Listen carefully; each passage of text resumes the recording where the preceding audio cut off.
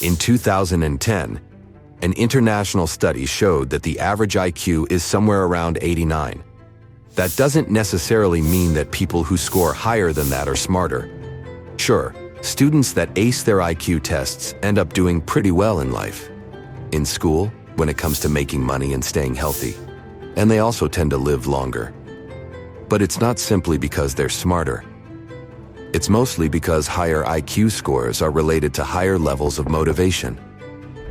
Either way, if there's a name that's become synonymous with the word smart, it's surely that of Albert Einstein. And if you look up Einstein's IQ on the internet, you'll surely find a number. The problem is, the information isn't accurate. Einstein never took an IQ test, so scientists can only guess, based on information they have about his life. These days, there's a test called the Ways 4. Its results can give a maximum score of 160. If you score 135 or higher, you're in the top 1%. Some news articles throw around the number 160 when talking about Einstein's IQ, but nobody really knows where that number comes from. There's a big issue with these estimates people make. They confuse raw brain power with what you achieve in a specific field. See, Einstein was a genius in theoretical physics. But if you look at how he did when he was younger, it doesn't necessarily indicate a high IQ. Other scientists think Einstein might have had a high IQ because of the incredible stuff he did in his work. On that note, there's this unique experiment that Einstein did when he was a teenager. He imagined himself chasing after a light beam. That shows a high level of understanding and imagination. More so, scientists in the 90s found out that the part of Einstein's brain that allowed for 3D visualization was way bigger than usual. There are many other scientists who made important discoveries for humankind. So why did Einstein become universally famous? Your guess might be that he came up with his theory of relativity in 1905. And sure, it's important. But what's even more impressive is that it seemed to pop out of nowhere. Unlike other famous scientists like Newton or Marie Curie, Einstein didn't have genius relatives or an impressive school record. On the contrary, he actually failed at getting a university job right after graduation. Plus, he wasn't part of any scientific organization. He mostly worked alone. More so, when he came up with the famous theory, he was just a regular patent clerk, trying to make ends meet with a small child at home. Some believe that's precisely what made Einstein famous overnight, and what cemented his physics celebrity status, the fact that he didn't have an impressive background. What's also interesting about Einstein and his activity is that it seems no one can follow in his footsteps. Some have even wondered, will we ever have another scientist as big as Einstein? Most experts are a bit skeptical. It's not that the scientists of today can't match up to Einstein's intelligence. We've seen some real geniuses out there in recent years too. Take Stephen Hawking and his work on black holes, or even Neil deGrasse Tyson with his simple explanations for really complicated astronomical subjects. Maybe the reason we don't see more Einsteins nowadays is that there are just so many brilliant scientists around that it's hard for any one of them to stand out. Also, Einstein may seem bigger than these modern scientists because, well, physics itself has changed.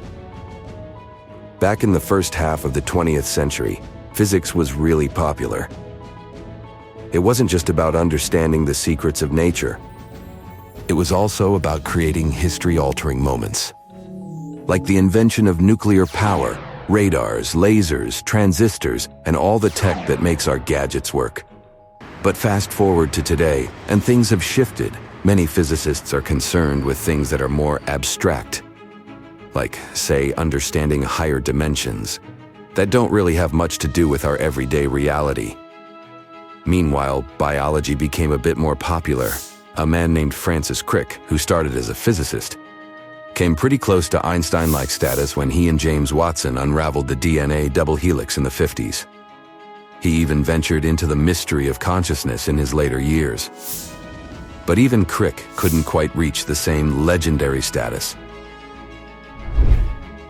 Einstein wasn't just a brain, he was a voice.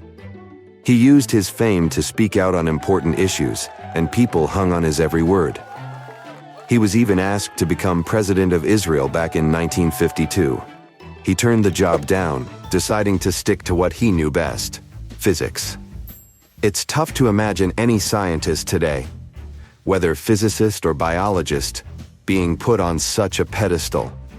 Part of it might be because people are more cautious about the potential downsides of scientific advances. Einstein also had this quality that set him apart, a sort of pure, childlike stubbornness.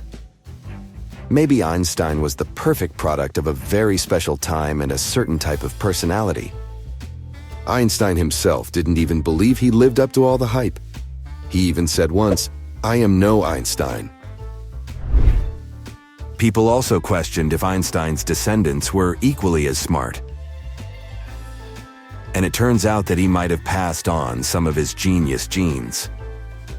First off, it's important to know that IQ values are pretty inheritable. But when you talk about really smart people like Einstein, there's more to it. And Einstein's kids in particular got their smarts from their mom too. Her name was Mileva Maric. And she was also a scientist, even helping out with Einstein's work. However, there's also this thing called regression toward the mean. It's a scientific concept discovered by Francis Galton, one of Charles Darwin's cousins. His findings showcase that people born out of two tall parents tend to be shorter. So, if both your parents are very smart, you'll likely be smart too, but not quite at their level. Back to Einstein's family. First, there's his son Edward, who started off as a med student but due to medical problems ended up spending most of his life admitted. His other son, Hans Albert, was also intelligent. He taught hydraulic engineering at the University of Berkeley. Not exactly E=mc² level, but still pretty impressive. One of Einstein's grandkids, Bernhard, also became a physicist, dabbled in engineering, and even filed for a bunch of US patents. There might have been something in Einstein's brain that made him so intelligent too. And it might have had something to do with glial cells. Think of them as the dark, mysterious matter of the brain. Now, these glial cells provide support, keep things fed, help with signal transmission, and are as important as neurons.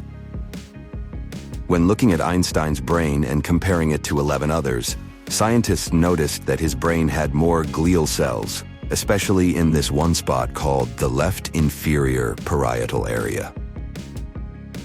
Now, this area is part of what experts call the association cortex. It's like the brain's mixing bowl, where it takes information from different parts of the brain and puts it all together. In simple terms, it seems that all the parts of his brain were better at communicating with each other.